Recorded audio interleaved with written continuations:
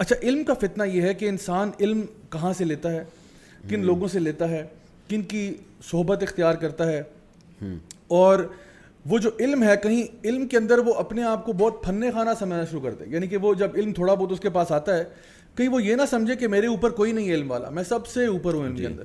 تو یہ جو فتنہ ہے علم کے اعتبار سے, جہاں پہ انسان اپنے آپ کو کہتا ہے کہ بھئی میں کسی, یعنی دو چیزیں مطلب دلوں کے امراض کی اگر ہم بات کریں تو یا تو شبہات ہیں یا شہوات ہیں.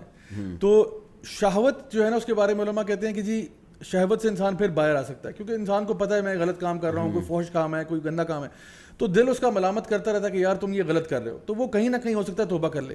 لیکن جو شبہات میں پڑ گیا نا وہ پھر ہو سکتا ہے کبھی واپس نہ آئے, کیونکہ وہ اب اپنے وہ جو شبہ ہے اس کا وہ یقین میں بدلنا شروع ہو جاتا ہے اور پھر وہ بالکل ڈی ٹریک ہوتا ہے. جی اس کے بارے میں تھوڑی رہنمائی دو چیزیں میں عرض کروں گا آپ کے سامنے. ایک تو یہ کہ یہ جو شبہات کی بات ہے نا, آج بہت سے لوگ دین کی طرف آتے ہیں تو قرآن و سنت کے نام پہ غلط گائیڈنس دی جاتی ہے ان کو, وہ پھر وہ غلطیاں کر رہے ہوتے ہیں جو پہلے سے کر رہے ہیں, لیکن اس پہ شریعت کا لیبل لگا دیتے ہیں. بالکل صحیح.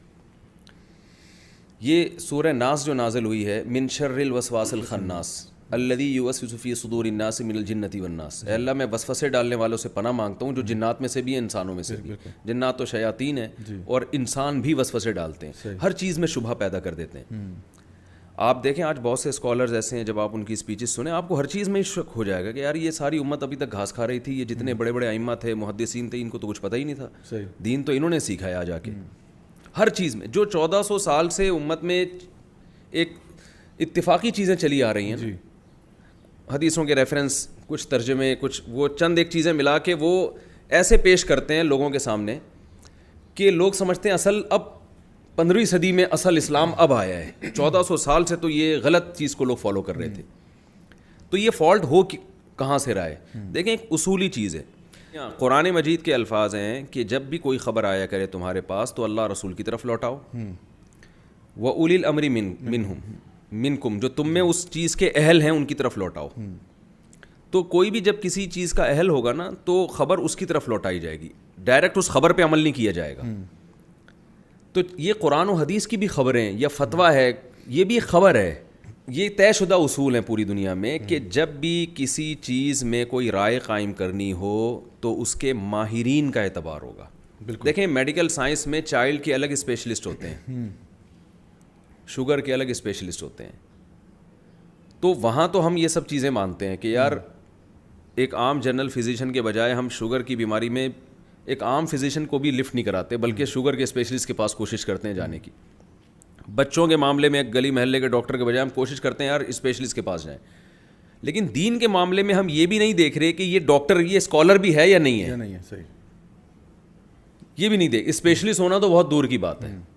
تو دنیا میں اصول یہ ہے کہ جو بھی مسئلہ ہوگا وہ اس کے ماہرین سے پوچھا جائے گا. تو علم بھی باقاعدہ ایک پراپر طریقے سے حاصل کیا جاتا ہے. ایک سلیبس ہے جو صدیوں سے چلا آ رہا ہے. یہ کوئی اسلام آج تو نہیں آیا نا دنیا میں, تو صدیوں سے ہے. تو ایک سلیبس ہے باقاعدہ, وہ جب تک آپ پراپر طریقے سے پڑھتے نہیں ہو. سلیبس میں بنیادی 3 چیزیں ہیں.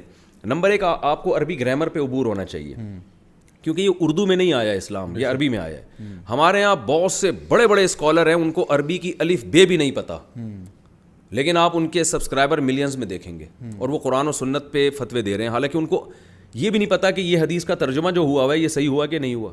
وہ احوت کو احوت کہتے ہیں. اچھا, یعنی احوت کا لفظ جو ہے نا یہ کمپیریٹیو ڈگری ہے نا کہ دوسرے کے مقابلے میں زیادہ احتیاط. میں نے دیکھا ہے کہ وہ احوت کو پڑھ رہے ہیں احوت, یعنی ایک جو ہمارے مدرسوں کا پہلی جماعت کا بچہ ہے اس کو ہنسی آتی ہے, لیکن لوگ اس کو ان کو بہت بڑے اسکالر سمجھ رہے ہیں. وہ الحج الاکبر کا ترجمہ کر رہے ہیں, یوم الحج الاکبر کا ترجمہ کر رہے ہیں حج کا بڑا دن.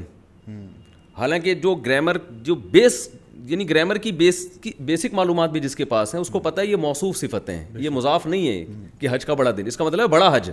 حج کا بڑا دن اس کے مراد نہیں ہے. اور یہ عمرے سے, عمرہ چھوٹا حج ہوتا ہے اور یہ جو 10 ذی الحجہ کو ہوتا ہے یہ بڑا حج ہوتا ہے. بالکل.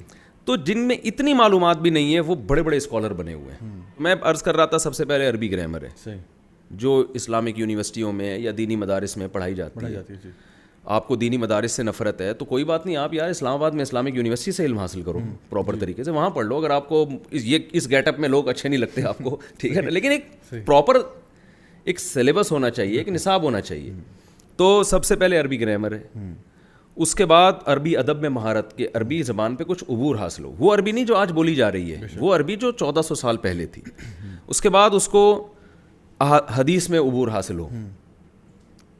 یہ نہیں کہ ادھر ایک حدیث سن لی تو اس پہ فتویٰ دینا شروع کیا, اس کے اپوزٹ کیا حدیث ہے, اس میں فقہا کے اقوال کیا ہیں, فقہائے کرام کس طرح سے احادیث پر عمل کرتے تھے, ان کے کیا ان کی یعنی ان کے سامنے اصول کیا تھے. تو دوسرے نمبر پہ حدیث ہے, تیسرے نمبر پہ اصول فقہ ہے. اصول فقہ میں یہی ہوتا ہے کہ قرآن و سنت سے مسائل نکالنے کے طریقے کیا ہیں, کون سے بیسک اصول ہیں جن اصولوں کو سامنے رکھ کر آپ قرآن اور حدیث سے مسئلہ نکال سکتے ہیں. قیاس کی کیا شرطیں ہیں, ایک چیز حدیث میں ملتی ہے تو آپ نے دوسری چیز کو اس پر قیاس کرنا ہے, تو کن شرطوں کے ساتھ آپ قیاس کر سکتے ہیں. تو یہ بھی ایک حدیث کی ایک شرط ہے. تیسری شرط جو فقہا بیان کرتے ہیں کہ صحابہ کرام میں کوئی واقعہ ہوا ہو مگر کسی نے بھی اس حدیث سے دلیل نہ پکڑی ہو, تو یہ خود اس حدیث کے اس کی علامت ہے کہ اس حدیث کو صحابہ کرام نے مسترد کیا ہے, یعنی اس میں کوئی فالٹ ہے اس روایت میں, جس کی وجہ سے صحیح ہونے کے باوجود اس پر عمل نہیں کیا جائے گا. ورنہ یہ مشہور حدیث تھی, تو صحابہ کرام میں جب یہ واقعہ ہوا تو وہ مسئلہ ہی حل ہو جاتا, لیکن کوئی بھی اس پر عمل نہیں کر رہا, یا تو یہ منسوخ ہے. یعنی یہ تو میں خلاصہ پیش کر رہا ہوں, کوئی نالج نہیں ہے ہمارے پاس. اجماع کی کیا حیثیت ہے, اجماع کی ڈیفینیشن کیا ہے, سب یعنی بڑے بڑے پھینکو بیٹھے ہوئے ہیں, اور جو اپنی طرف سے جو اجماع کی تعریف کرنا چاہے, یعنی آپ کو جب کوئی مسئلہ اچھا لگتا ہے تو آپ اس پہ اجماع بنا کے اس کو پیش کر دیتے ہیں, جب آپ کو کوئی مسئلہ اچھا نہیں لگ رہا تو آپ کہتے ہیں کہ اس کے خلاف پر